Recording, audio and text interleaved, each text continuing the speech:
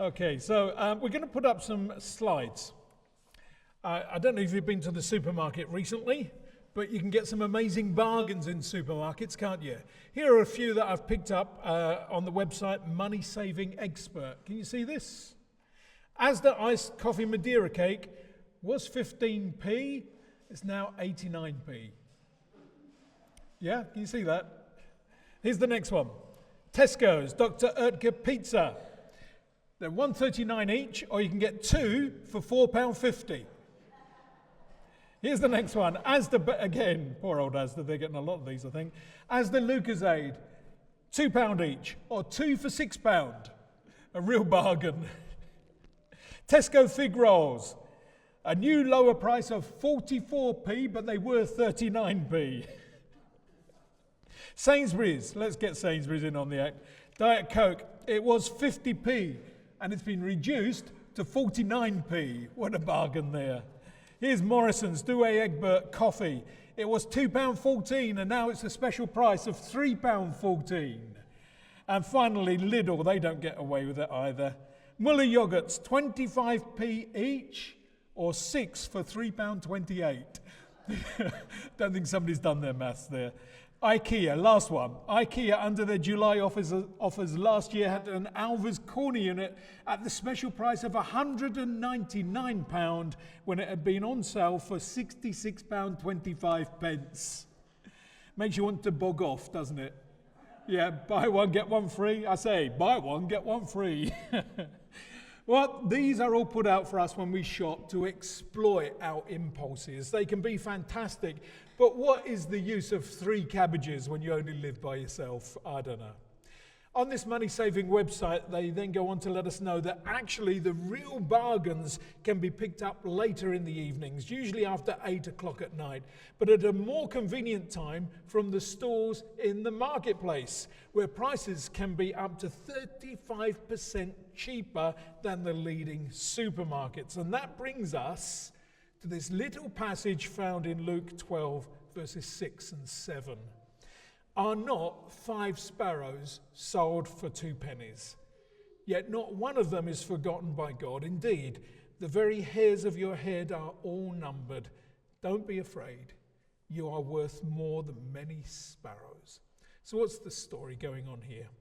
Well, I love the way that Jesus took everyday events and he used these secular happenings to make them into something rather spiritual. So one day he was at the seaside when he noticed on the shore a man sowing some seed in the field. And so he said, a man went to sow some seed in his field, and some of that seed fell on poor soil. Another time he recalled his carpentry experiences with talk of a splinter in his eye, possibly from a moment of chiseling away. And he said, it's no good trying to get the splinter out if you've got a great big log in your own eye. He remembered a time when his mother searched high and low for a coin that had fallen out of her purse, and he drew a parallel between her search for the coin and how God the Father searches for us when we are lost. And in this story, he takes us into the common marketplace and a scene that has hardly changed around the world in over 2,000 years. I need to explain a few things about this story, though, and how the original words are slightly different from the English we have before us. So, first of all, we have this word sparrow. I don't know if there's any twitchers here, any bird watchers? No? Okay. Oh, excuse me. That's not good when you've got a microphone on, is it? If you are a bird watcher, you would probably have liked me to have identified the specific breed of bird, but you would be disappointed because in the Bible it's translated as sparrow, but it means any little bird that twitters. And the equivalent word is also used in the Hebrew in the Old Testament. So why is this important? It's because we can then understand why these birds were being sold in the marketplace. You see, when the Lord gave the law to Moses, it took into account sacrifices for people from all walks of life to make sure that the sacrificial system was absolutely fully inclusive. So if you were rich, you offered a heifer or a lamb. If you were poorer, you offered birds. If you were really poor, you offered grain. And if you were really, really poor and suffering from a skin disease, then you took 2 birds to the temple. One was sacrificed and the other was set free. And these birds would have been the cheapest of the cheap, if you pardon the pun.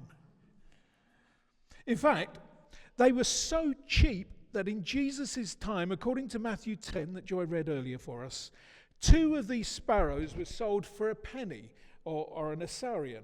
And if you look at the older translations, they don't use the word penny, they use the word farthing, if you remember a farthing, or a few years later it was a halfpenny or a halfpenny.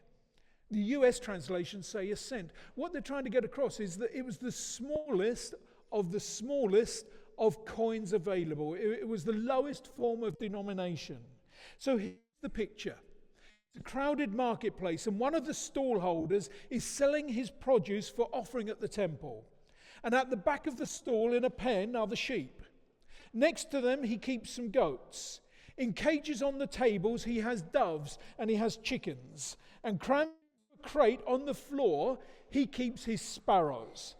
And those who have been cleansed of leprosy, those who are the poorest of the poor, offer the smallest coin, the assarion, the penny, for these birds that will bring them freedom from their disgrace and ignominy and freedom from their sin.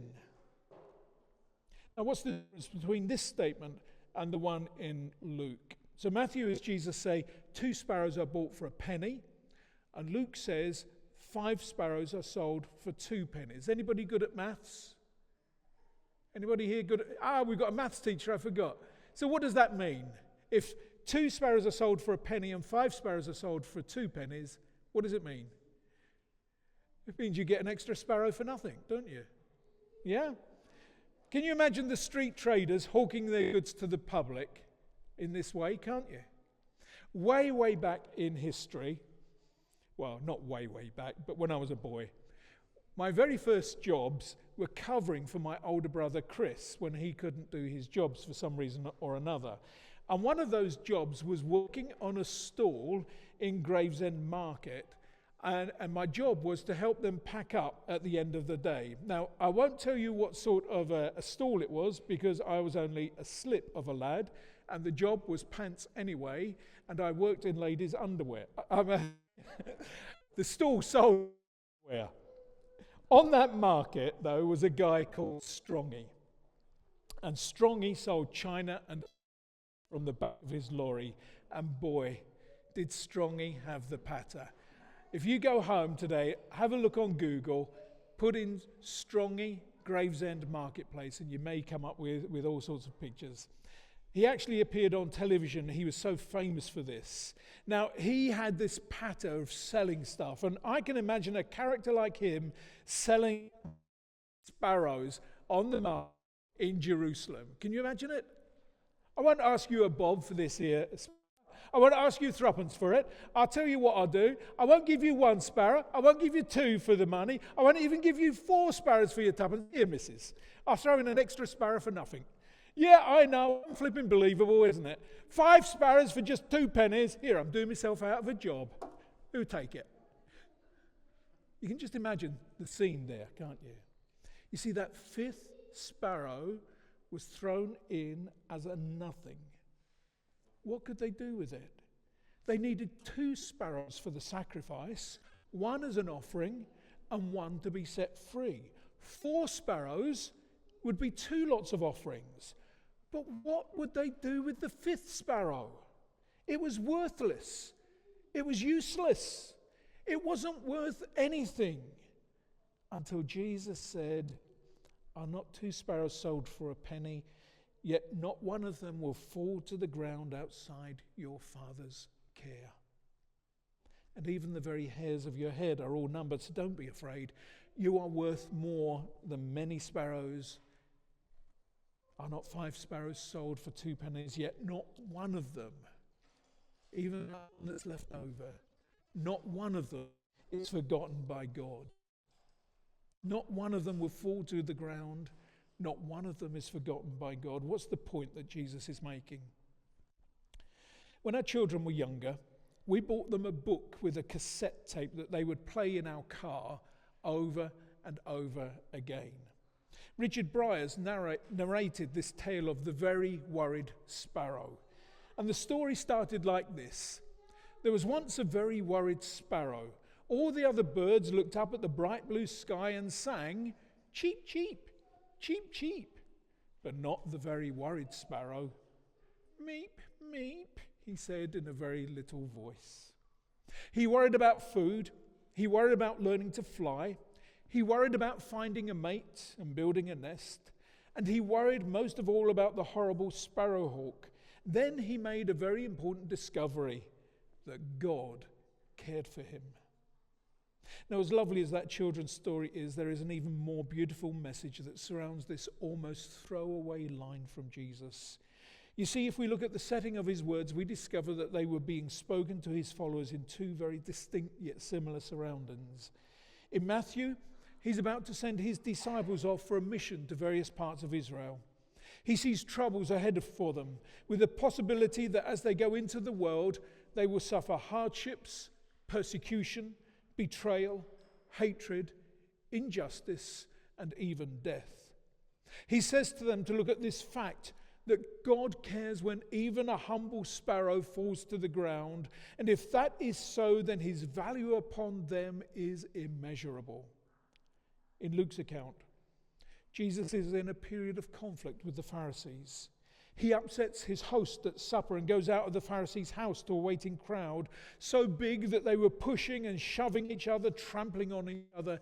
And Jesus turns to his disciples and tells them to be wary of the Pharisees and of the danger that is before them. And he reminds these followers that they are people of worth, that they are people of value, that they have a Father in heaven who loves them, who cares for them, and will not forget them. Friends, the message God has for you this morning is very clear. It's a message in particular to anyone here who feels that they are of little value, who feels insignificant, who feels worthless. You are a child of God. He loves you, he cares for you, and he places such a value on you that the Father in heaven offered that which was of the most value to him for you. Not a throwaway penny for a throwaway bird, but his Son, Jesus, his own beloved Son, for you, and for you, and for you. In 1904, a songwriter, Mrs. Sevilla Martin, went to visit a bedridden friend in Elmira, New York. Mrs. Martin asked the woman if she ever got discouraged because of her physical condition, and her friend quickly responded, "Mrs. Martin, how can I be discouraged when my Heavenly Father watches over each little sparrow, and I know he loves and cares for me?" On her journey back home, Mrs. Martin completed the writing of a new song. Why should I feel discouraged? Why should the shadows come? Why should my heart be lonely and long for heaven and home when Jesus is my portion? My constant friend is he, his eyes on the sparrow, and I know he watches me. Let not your heart be troubled, his tender word I hear, and resting on his goodness I lose my doubts and fears.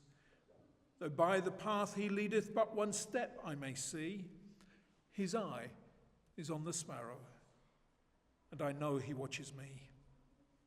Whenever I am tempted, whenever clouds arise, when songs give place to sighing, when hope within me dies, I draw the closer to him. From care he sets me free, for his eye is on the sparrow, and I know he watches me.